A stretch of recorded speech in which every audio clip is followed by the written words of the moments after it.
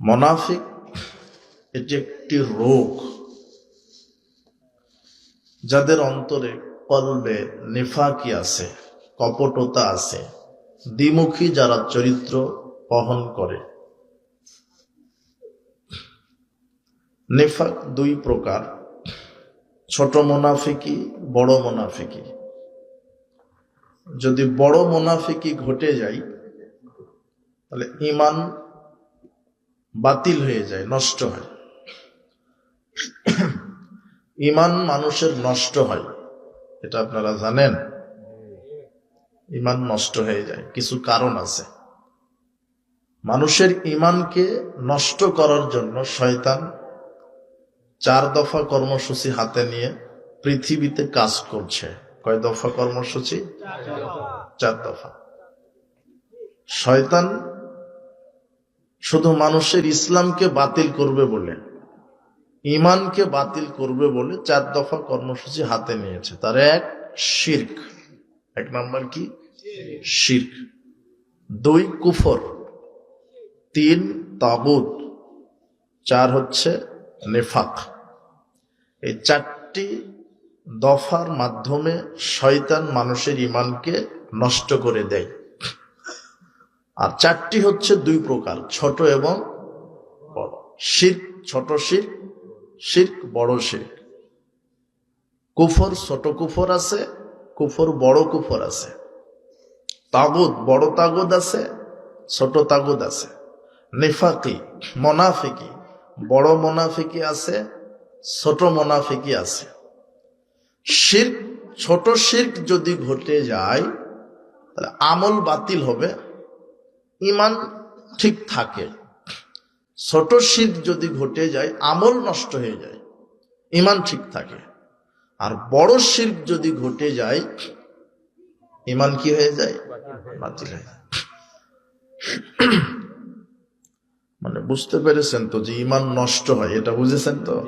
বুঝেন নাই, ঈমান নষ্ট হয়। যেমন সিয়াম নষ্ট হয়, ওযু নষ্ট হয়। কি জন্য বলেন তো? কোনো কারণে।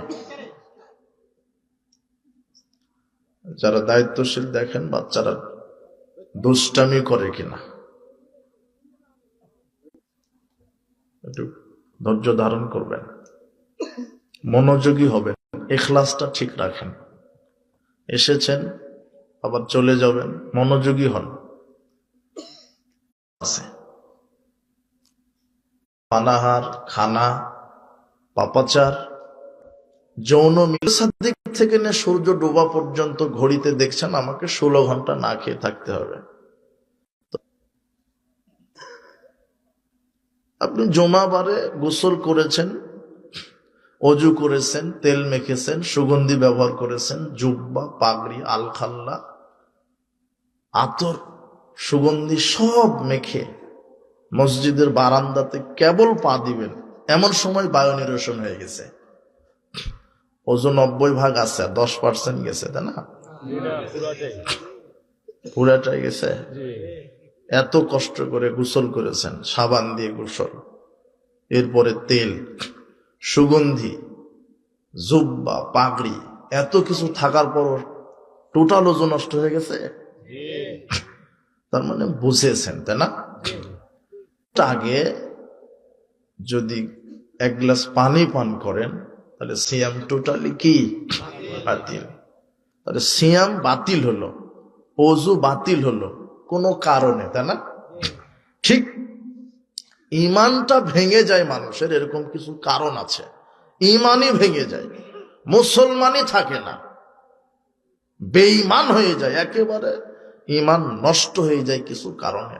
তার একটা হচ্ছে বড় শিরক। বলেন তো কি? বড় শিরক। শিরক হচ্ছে আল্লাহর সমকক্ষ কাউকে মনে করা। একমাত্র আল্লাহ ছাড়া যে জিনিস পৃথিবীর দ্বিতীয় কোনো সত্তা করতে পারে না, পেতে পারে না, ওই কাজটা আল্লাহকে বাদ দিয়ে অন্য কাউকে দিয়ে দেওয়াটাই হলো বড় শিরক। যেমন সিজদা পাওয়ার মালিক একমাত্র আল্লাহ, কোনো পীর নয়, কোনো মাজার নয়, খানকা নয়, দরগা নয়, পিতামাতা নয়, আলেম নয়, খাম্বা নয়, কেউ সেজদা পাবে না। একমাত্র সেজদা পাওয়ার হক কার? আল্লাহকে বাদ দিয়ে যদি আপনি মাজারে পীরের দরগায় সেজদা মেরে দেন, আপনার ইমানটা টোটাল কি হয়ে গেছে? বাতিল। এটা হলো বড় শিরক। কুরবানি মানত কার নামে করতে হয়? মাজারে, খানকায়, দরগায়, ওরসে গিয়ে যদি গরু খাসি মানত করেন, আপনার ইমান টোটালি কি? বাতিল, নষ্ট। যদি মনে করেন যে পীরেরা মরে না, কবরে জীবিত থেকে মানুষের কল্যাণ অকল্যাণ করতে পারে, ওর ইমান কি হয়ে গেছে? পীরের সুপারিশ ছাড়া জান্নাত হয় না, ওর ইমান কি হয়ে গেছে?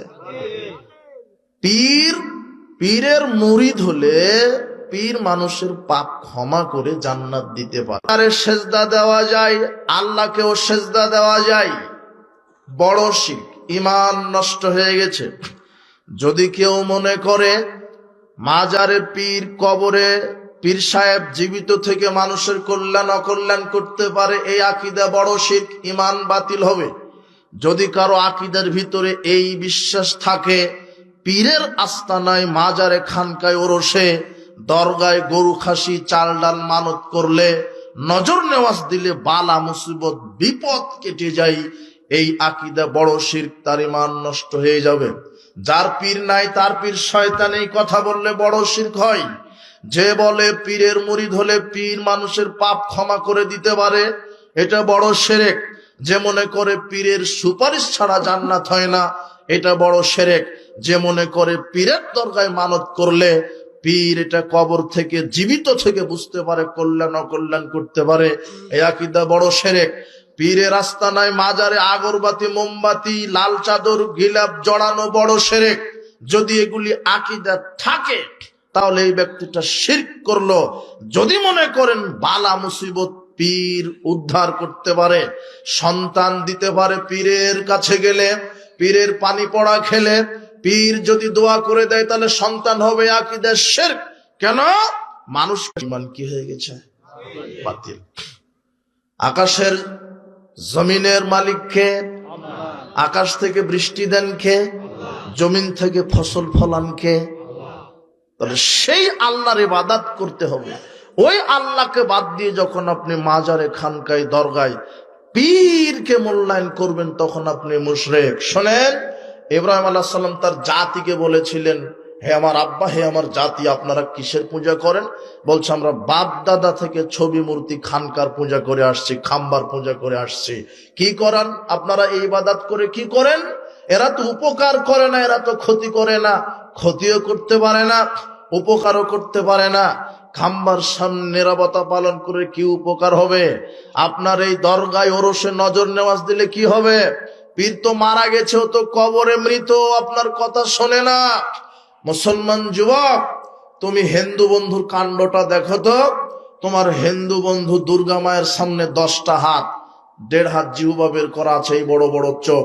দুর্গা মায়ের সামনে তোমার হিন্দু বন্ধুটা দুধ, কলা, জিলাপি দিয়ে রেখেছে। তখন তুমি বলছো, বন্ধু তোমরা তো বোকা, তোমরা তো হিন্দু জাত বোকা জাত। ওই যে দুর্গা মার সামনে দুধ কলা দিয়ে রেখেছো, ও তো খেতে পারে না, ওর গায়ে মাছি পায়খানা করে দেয়, পায়খানাটা সরাতেও পারে না, এমন জড় বস্তুর ইবাদত করো কেন? তখন হিন্দু বন্ধু তোমাকে বলছে, তোমরাও তো বোকা কম নাও, তোমরা তো শহীদ মিনার স্মৃতিসৌধে খালি পায়ে ফুল দিয়ে নীরবতা পালন করো। আমাদের কালিমা দুর্গা মাতাও 10টা হাত আছে, জিহুবা আছে, 2টা চোখ আছে, আর তোমার শহীদ মিনার খাম্বার কিছুই নাই। তোমরা হিন্দুদের চাইতে বোকা। তারা দেশের জন্য জান দিয়েছে, ক্ষমা। এই কথা বললে হবে, কিন্তু ফুল দিলে কি হবে না? কবরে ফুল দেওয়া, আগর দেওয়া, মোমবাতি দেওয়া শিরক। খাম্বার সামনে নিরাপত্তা পালন করা শিরক। সাবধান। আরে পীর তো বিপদ বালা মুসিবত উদ্ধার করা বহু দূরের কথা। হে আমার জাতি, এদেশের পীর মুরিদ, খানকা, মাজার আপনাকে ধোঁকা দিচ্ছে। এগুলি শিরক, এগুলি বড় বড় শিরক। আর পীরের আস্তানাতে সেজদা দিলে, পীরের দরগায় সেজদা দিলে বালা মুসিবত কেটে যাওয়া বহু দূরের কথা। পীর তো আপনার বালা মুসিবত বিপদ উদ্ধার করা বহু দূরের কথা। সারা পৃথিবীর সব জীবিত পীর, সারা পৃথিবীর সব মৃত পীর, একত্র হয়ে যদি প্রচেষ্টা চালায়, একজন মানুষের কালো চুলকে সাদা করার ক্ষমতা রাখে না, তো সে তোমার কি উপকার করবে? আশ্চর্য কথা, যেটা একমাত্র আল্লাহ দিতে পারে সেটা মানুষের কাছে চাওয়া শিরক। আপনার ছেলের হাত ভেঙে গেছে, এখন আপনার চাচাকে বলছেন চাচা 10,000 টাকা দেন, এটা শিরক নয়? কথা বুঝেনি মনে হয়? কেন? ওটা চাচা দেওয়ার ক্ষমতা রাখে। আপনি ভ্যান চালক, নিচ থেকে উপরে উঠতে পারছেন না, এখন সাহায্য চাইবেন একটা ঠেলাওয়ালা রিক্সাওয়ালার কাছে, ভাই আপনি আমাকে একটু সাহায্য করেন তো, এই সাহায্য চাওয়া কি নয়? শিরক নয়। কিন্তু আপনার নৌকাটা সমুদ্রের মধ্যে ডুবে যাচ্ছে, এই সময়তে যদি বলেন ইয়া আব্দুল কাদের জিলানী আমাকে সাহায্য করেন, তাহলে আপনার ইমান কি হয়ে গেল? কেননা আব্দুল কাদের জিলানীর ক্ষমতা নেই নৌকা আপনাকে বাঁচাবে, এটা কে বাঁচাতে পারে? ইউনূস আলাইহিস সালামকে কে বাঁচিয়েছিলেন? তাহলে ওখানে আল্লাহর কাছে সাহায্য চাইতে হবে। পীরের কাছে গিয়ে যদি বলেন আমার স্ত্রী বাচ্চা হচ্ছে না, একটা ব্যবস্থা করেন, তাহলে ইমান কি হয়ে গেছে? সন্তান কার কাছে? কথা বুঝেননি মনে হয়। এই জন্য আব্দুল্লাহ ইবনে আব্বাসকে বলছেন ইযা সাআলতা ফাসআলিল্লাহ, কিছু চাইলে আল্লাহর কাছে চাও। ইযা ইসতাআনতা ফাসতাইন বিল্লাহ, সাহায্য করালেন না। তখন সাহাবীগণ বলছেন ইয়া রাসূলুল্লাহ বায়াতা তিসআতান ওয়া তারাকতা হাদা, 9 জনকে বায়াত দিলেন আর একজনের কি অপরাধ? তখন তাই তাকে ইসলাম কবুল করিয়ে দিলাম না। লোকটা শোনার সাথে সাথে ফাদখালা ইয়াদাহু ফাকাতাহা, তাহলে আপনি মুশরিক। তাবিজ ঝুলানো শিরক। যেখানে শরীরে তাবিজ ঝুলিয়ে রাখার কারণে ইমামতিও করে, তাবিজও বিক্রি করে, এদেরকে বুঝাবে কে? আল্লাহ এদেরকে হেদায়েত দান করুন। এগুলি বড় বড় শিরক। ছোট শিরক কি? আল্লাহর নবী বলছেন ইন্না খাওয়াফা মা খাফা আলাইকুম শিরকুল আসগার, সাহাবীগণ আমি তোমাদের উপরে সবচেয়ে যেটা বেশি ভয় করি সেটা ছোট শিরকের। মা হুয়া শিরকুল আসগার, সাহাবীগণ জিজ্ঞাসা করলেন আল্লাহর নবী ছোট শিরক কি? যে শিরক মানে ও মাছ বাজারেও তসবিহ হাতে আছে, আর মানে জনগণ জানুক যে আমি বড় তাসবিহ পাঠকারী, ও দেখাচ্ছে জনগণকে যে আমি বড় পরহেজগার। ও মঞ্চে তাফসির মাহফিলে জালসাতে 10,000 50,000 টাকা দিয়ে বলছে যে একটু মেরে দেন, একটু দোয়া মেরে দেন, আর একটু ঘোষণা দেন যে অমুক 50,000 মারহাবা। ওর নিয়ত যদি থাকে জনগণ জানুক, তাহলে মুশরিক। এটা ছোট শিরক। তার ইমান কি হয়ে গেছে? আমল সব কি হয়ে গেছে? ছোট শিরক হলে আমল বাতিল হয়, ইমানটা কোনোভাবে থাকে। এই খেয়ালে সালাত আদায় করবে, মানুষ আমাকে দেখছে। মানুষ এই খেয়ালে হজ করবে, মানুষ আমাকে আলহাজ বলবে। মানুষ এই খেয়ালে উমরা করবে, মানুষ আমাকে বলবে বাহ লোকটা বছরে বছর উমরা করে। আর এখন উমরা হজ তো ফ্যাশন হয়ে গেছে, টাকা থাকলেই করা যায়। কাবা ঘরে গিয়ে একটা পিকচার উঠে জানিয়ে দিচ্ছে, আরাফার মাঠে বা দিয়ে এসেছি, মানে জানাতে চাচ্ছে যে আমি হবে। 3 শ্রেণীর মানুষ, তার প্রথম আছে শহীদ। কোন শহীদ? আল্লাহ বলবেন তুমি কি করেছ? আল্লাহর কাঠগড়াতে আনার পরে আল্লাহ বলবেন ফামা আমিলতা ফিহা, শহীদ তুমি কি আমল করেছ? তখন শহীদ বলবে কাতালতু ফিক, আপনার জন্য লড়েছি, আপনার দিন প্রতিষ্ঠার জন্য জিহাদের মাঠে জিহাদ করেছি, হাত্তা উশতুশহিদতু, অবশেষে শহীদ হয়েছি। আল্লাহ বলবেন কাযাবতা ফাইন্নাকা লিআইয়ুকালা হুয়া যারিউন, তুমি এই জন্য জিহাদের মাঠে জিহাদ করেছো, শহীদ হয়েছো। নিয়ত ছিল মানুষ তোমাকে বলবে মুক্তিযোদ্ধা, মানুষ তোমাকে বলবে শহীদ। আর এখন তো যে কেউ শহীদ। বিরোধী দলের লোক লাঠি দিয়ে পিটানি খেয়ে মারা গেল বলছে শহীদ। না, শহীদ আর শহীদ, মারা গেলেই শহীদ। আল্লাহর দ্বীনের জন্য লড়ে যদি কেউ মারা যায় তাহলে শহীদ। তারপরও যদি নিয়ত থাকে মানুষকে দেখানোর জন্য, ওই শহীদকে দিয়ে জাহান্নাম উদ্বোধন হবে। কথা বুঝেননি মনে হয়? শহীদদের এক ইউগফারু লাহু ফি কুল্লি আউয়ালি দাফআতিন ওয়া ইউরামা কাদাহু মিনাল জান্নাহ, শহীদদের শরীর থেকে রক্তের প্রথম ফোঁটা শরীরে পড়ার পূর্বেই আল্লাহ তার বিগত সব পাপ ক্ষমা করে দেন। তাকে দুনিয়াতেই জান্নাতের থাকার জায়গা দেখিয়ে দেওয়া হয়। 1, 2 কবরের শাস্তি মাপ, 3 কিয়ামতের ভয়াবহ শাস্তি মাপ, 4 তার মাথায় আল্লাহ মুকুট পরিয়ে দিবেন, দুনিয়া বিক্রি করলে তার সমান দাম হবে না।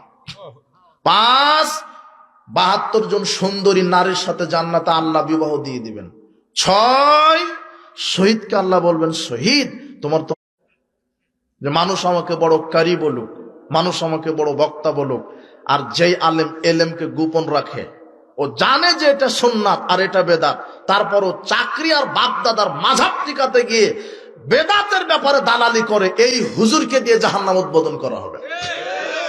হুজুর আপনি সাবধান হন, হুজুরেরই মাথা ফাটানো হবে কবরে, হুজুরেরই জিহুবা কাটানো হবে। আল্লাহর নবী বলছেন, আমাকে মেরাজে নিয়ে যাওয়া হলো, তো দেখলাম যে রাস্তাতে কিছু ব্যক্তির আগুনের কেচি দ্বারা জিহুবা কেটে দেওয়া হচ্ছে। আমি জিবরাইলকে বললাম, এই ব্যক্তিটা কে যারা আগুনের কেচি দ্বারা জিহুবা কেটে দেওয়া হচ্ছে?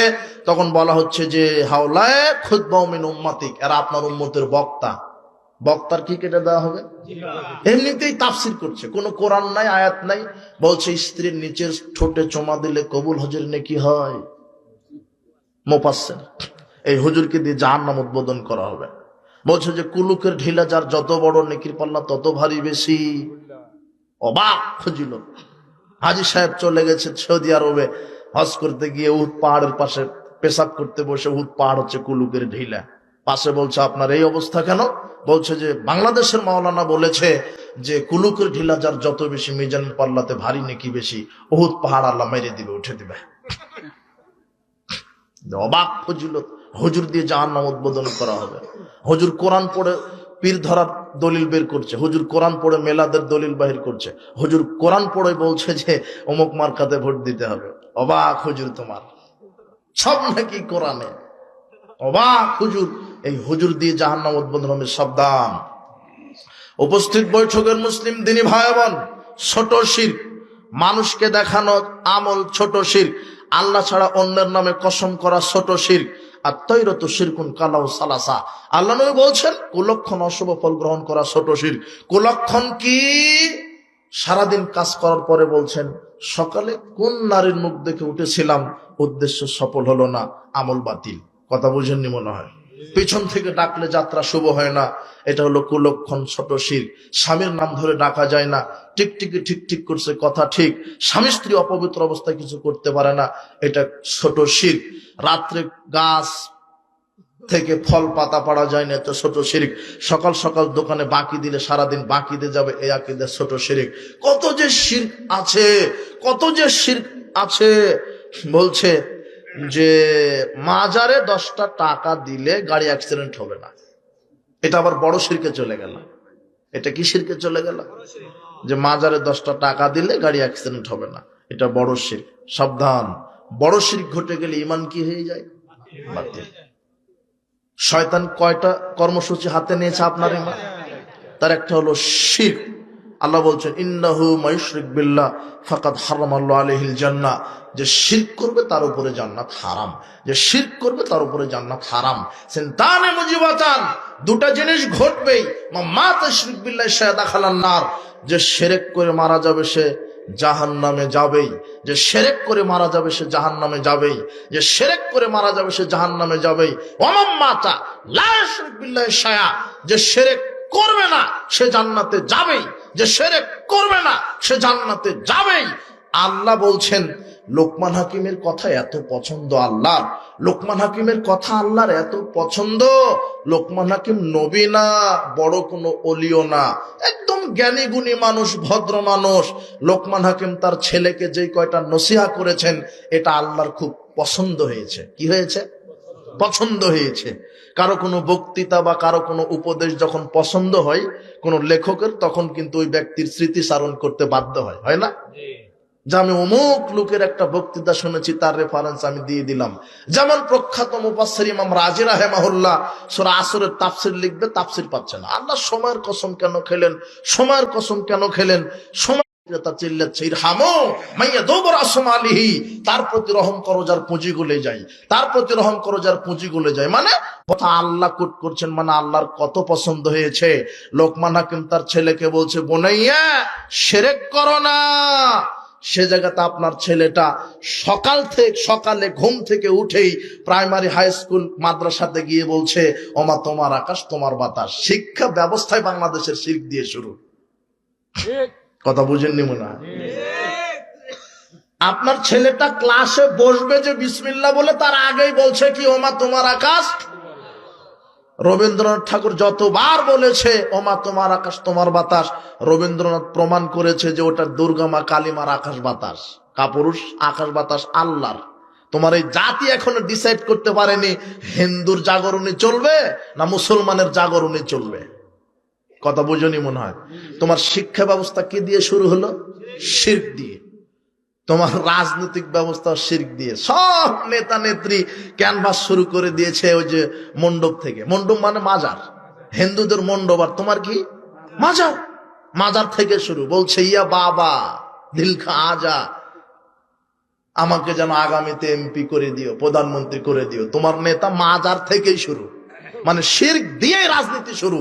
আবার নেতা হওয়ার পরে আবার নেতৃত্ব শুরু শিরক দিয়ে, শিক্ষা শুরু শিরক দিয়ে, রাজনীতি শুরু শিরক দিয়ে, আবার নেতৃত্ব শুরু করে শিরক দিয়ে। তুমি দেখনি শপথ করছে আমি সচিত্তে শপথ করিতেছি, যে ওখানে বলা লাগতো আমি আল্লাহর নামে শপথ। শিরক করলে তো বড় তো অজুই জানে না, ও সালাত কায়েম করবে কিভাবে? ও চায় না যে সংসদে আল্লাহর আইন পাশ হোক। কেন? আল্লাহর আইন আছে চুরি করলে হাত কেটে দাও। তো পিয়ন যদি 400 কোটি টাকার মালিক হয়, তোমার নেতার কি অবস্থা? ঠিকদের কেন তুমি ক্যানভাস করে বেড়াও? আল্লাহর কাছে দোয়া করো, আল্লাহ আগামীতে যারা নেতৃত্বে আসছে, শিরক বড় শিরক ঘটে গেলে ঈমান নষ্ট হয়ে যায়। 2 কুফর। ঈমান ভঙ্গের দ্বিতীয় কারণ কি? কুফর। কুফর ছোট আছে, কুফর বড় আছে। কুফর ছোট আছে, কুফর বড় আছে। কুফর ছোট আছে, কুফর বড় আছে। বড় কুফর কি? কাফের, তার ঈমান কি হয়ে গেছে? বাতিল। কেউ যদি বলে যে আল্লাহর আইনের চেয়ে মানুষের আইন উত্তম, তাহলে সে কি হয়ে গেছে? আরে এগুলা বলা লাগবে না। শুধু আল্লাহর বিধানকে একটু ঘৃণা যদি করেন, শুধু বিদ্বেষ পোষণ করেন, শুধু যদি বলেন যে আমরা আল্লাহর আইন চাই না, এই কথাকে নিয়ে যে কটাক্ষ করেন, এটাও বড় কুফর। আল্লাহ বলছেন কুল আবিল্লাহি ওয়া আয়াতিহি ওয়া রাসূলিহি কুনতুম তাস্তাহজিউন, তোমরা কি আল্লাহ এবং তার আয়াত এবং তার রাসূলের সুন্নাতের সাথে ঠাট্টা মশকরা করছো? লা তা'তাঙ্গু, পায়ের সাথে পা মেলানো ব্যঙ্গ। মুহাম্মদ সাল্লাল্লাহু আলাইহি সাল্লাম বলেছেন একভাবে, আর তোমার প্রতিবন্ধী হুজুর বুঝেছে আর এক ভাবে। ও অবাক।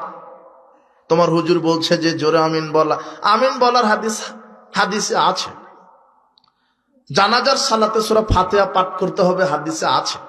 রাফাল আয়দান করতে হবে, এটা হাদিসে আছে। পায়ের সাথে পা মিলাতে হবে, হাদিসে আছে। কিন্তু আমরা মানবো না কেন? আমাদের মাযহাবে নাই, তাই আমরা মানবো না। কথা বুঝে মনে হয় তো? এই হলো অরিজিনাল বলদ। অবাক কথা। তো হাদিসে আছে, তোমার মাযহাবে নাই, তখন রাসূলের সুন্নাহকে নিয়ে কটু মন্তব্য করবেন না। ঈমান কি হয়ে যাবে? আমিন জোরে বলতে হবে, এটাই চূড়ান্ত। রাফাল আয়দান করে সালাত আদায় করতে হবে, এটাই চূড়ান্ত। পায়ের সাথে পা মিলিয়ে দাঁড়িয়ে সালাত আদায় করতে হবে, এটাই চূড়ান্ত। আল্লাহর নবী বলছেন পায়ের সাথে পা মিলিয়ে যারা সালাত আদায় করে না, ওরা ইবলিশকে সাথে নিয়ে সালাত আদায় করে। এটা কার কথা? লা তাজরু ফুরুজাতিন লিশ-শাইতান, শয়তানের জন্য ফাঁকা রেখো না। ইন্নাল্লাহ শাইতান ইয়াদখুলু মিন খালালি সাফকানাল হাদাব, আমি মুহাম্মদ সাল্লাল্লাহু আলাইহি ওয়াসাল্লাম দেখছি তোমাদের দুইজনের পায়ের মাঝের ফাঁকা জায়গাতে ইবলিশ বসে আছে, বকরির বাচ্চার মতো হয়ে, ছাগলের বাচ্চার মতো হয়ে। কে বসে থাকে? শয়তান। এদেশের শতকরা 98 জন মসজিদ এই কাঠমোল্লারা জানে না যে পায়ের সাথে পা মিলিয়ে দাঁড়িয়ে সালাত আদায় করতে হবে? আরে হাদিসে আছে, মাগার মাযহাবে নাই, তা মানবো না। অবাক তোমার হুজুর। আল্লাহ হুজুরকে হেদায়েত দান করুন। রাসূল সাল্লাল্লাহু আলাইহি ওয়াসাল্লামের সুন্নাহকে নিয়ে যদি মানেন না, ভালো কথা, স্বীকার করেন, কিন্তু ব্যঙ্গ করার অধিকার আপনাকে কে দিল? আল্লাহ এদেরকে হেদায়েত দান করুন। সাবধান, বড় কুফর হয়ে যাবে। মন্তব্য করে, দাড়ি নিয়ে কটু মন্তব্য করে, এরকম লোক আছে না? আছে। ডান হাতে পানি খেতে হবে, বাম হাতে খায়। আপনার ছেলে সে আমেরিকা ব্রিটেন পড়াশোনা করে এসে বলছে, বন্ধু এখনো কি আর সেকেলে আছো? এখনো কি ইসলাম মানে বাম হাতে খাওয়া স্টাইল? ও বাম হাতে খাচ্ছে আপেল আর ডান হাতে খাচ্ছে গাঁজা, সিগারেট। ও বলছে যে স্টাইল। এইভাবে আল্লাহর বিধানকে নিয়ে যদি কেউ কটু মন্তব্য করে, তার ঈমান কি হয়ে যাবে? ডান হাতে খাওয়া, এটা কার বিধান? দাড়ি রাখতে হবে, এটা কার আদর্শ? রাসূলের আদর্শ। এই দাড়িকে নিয়ে যদি কেউ টিটকারি করে, এই জিএমবি হয়ে গেছে, শিবির হয়ে গেছে, দুদিনের হুজুর হয়ে গেছে, এরকম মুনাফিক আছে না সমাজে? এই হারামখোররা সালাত আদায় করে, কিন্তু ইসলামকে সহ্য করতে, ইসলামের লেবাস এদের সহ্য হয় না, দাড়ি বোরখা এদের সহ্য হয় না, ডান হাতে খাওয়া ইসলামের আদর্শ এদের সহ্য হয় না। যাদের সহ্য হয় না হলো বড় কাফের, এদের ঈমান কি হয়ে গেছে? বাতিল। সাবধান, বড় কুফরি যদি ঘটে যায় ঈমান নষ্ট হয়ে যাবে। 3 তাগুত। 3 নম্বর কি? তাগুত। তাগুত বড় তাগুত আছে, ছোট তাগুত আছে। কেউ যদি মনে করে যে ইসলাম চাচ্ছে চাক, ইসলামের আইন চাচ্ছে চাক, আমরা বাধা দিব না, কিন্তু আমরা ইসলাম এখন মানতে পারছি না, ইসলামকে স্বীকার করে, ইসলামের বিধানকে মেনেও নেয়, কিন্তু নিজে কায়েম করতে চায় না, অন্যরা কায়েম করতে চাইলে বাধাও দেয় না, এগুলো ছোট তাগুত। বুঝেননি মনে হয় কথা? আর যে নিজে ইসলাম চায় না, তা বলছেন ইনিল হুকমু ইল্লা লিল্লাহ, বিধান একমাত্র কার? আলা লাহুল খালকু ওয়াল আমর। আল্লাহ বলছেন সৃষ্টি যার, আইন চলবে তার।